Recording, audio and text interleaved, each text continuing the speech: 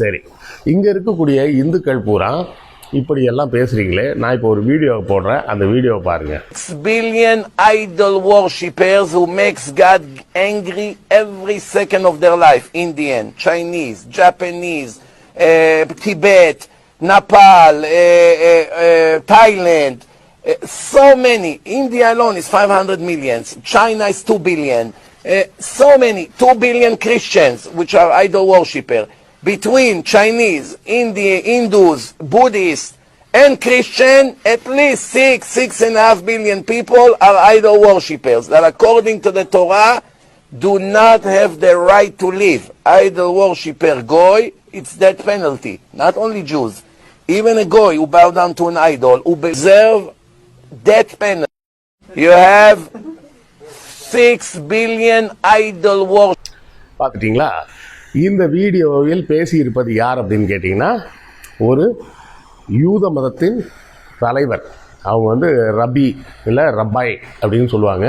இந்த ரப்பாய் என்ன சொல்லியிருக்கிறார் பாருங்க, முஸ்லீம்கள் மட்டும் இல்லை, கிறிஸ்தவர்கள், இந்துக்கள், தெளிவாக இருந்தாலும் சொல்கிறான், இந்துக்கள், சீக்கியர்கள், பௌத்தர்கள், சமணர்கள் என்று வேறு எந்த மதத்தை பின்பற்றுபவர்களுக்கும் இந்த பூமியில் உயிர் வாழ தகுதி இல்லை.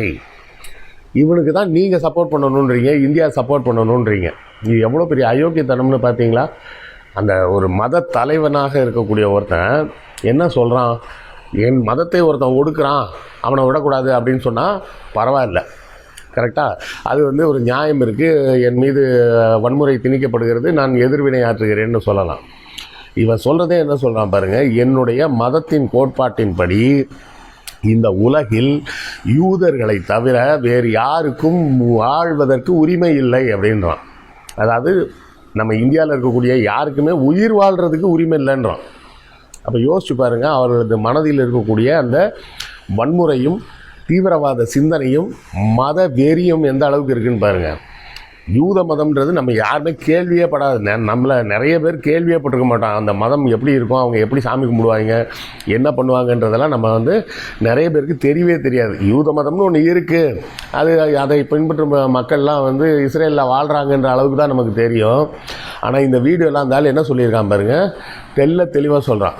புத்திசம், சமணம், சீக்கியர்கள், இந்துக்கள், முஸ்லீம்கள், கிறிஸ்தவர்கள் யாருக்குமே இந்த உலகத்தில் உயிர் வாழ்கிறதுக்கே உரிமை இல்லைன்றான். இவர்கள் வந்து தவறான மதத்தை கடைபிடிக்கிறார்கள்னு எல்லா மதத்தை சேர்ந்தவர்களும் சொல்லுவாங்க. அந்தந்த மதத்தை சேர்ந்தவங்க பூரா என்ன சொல்லுவாங்க, இன்னொரு மதத்தை சேர்ந்தவங்க பூரா சொல்லும்போது இவர்களெல்லாம் தவறான பாதையில் செல்கிறார்கள், சரியான பாதை என்னுடைய மதம் தான் அப்படின்னு எல்லா மதத்தை சேர்ந்தவர்களும் சொல்லுவாங்க. இதில் இவர் ஃபஸ்ட்டு கிரேடு, இவர் செகண்ட் கிரேடுலாம் கிடையாது. இந்த மத துவேஷம்ன்றது வந்து எல்லார்கிட்டையும் இருக்குது, அதை நம்ம மறுக்கலை. ஆனால் இவங்கிட்ட இருக்கிறது என்ன இருக்குது, மத துவேஷத்தை தாண்டிய ஒரு தீவிரவாத கொலை சிந்தனை. என்ன சொல்கிறான் பாருங்கள், யூத மதத்தை தவிர வேறு எந்த மதத்தை கடைபிடிப்பவருக்கும் உயிர் வாழ தகுதி இல்லைன்றான். அப்போ நீங்களும் நானும் உயிரோடவே இருக்கக்கூடாதுன்னு சொல்லக்கூடிய ஒரு கூட்டத்துக்கு நாம் சப்போர்ட் பண்ணணும்னு சொல்லிகிட்டு இருக்கிறீங்க.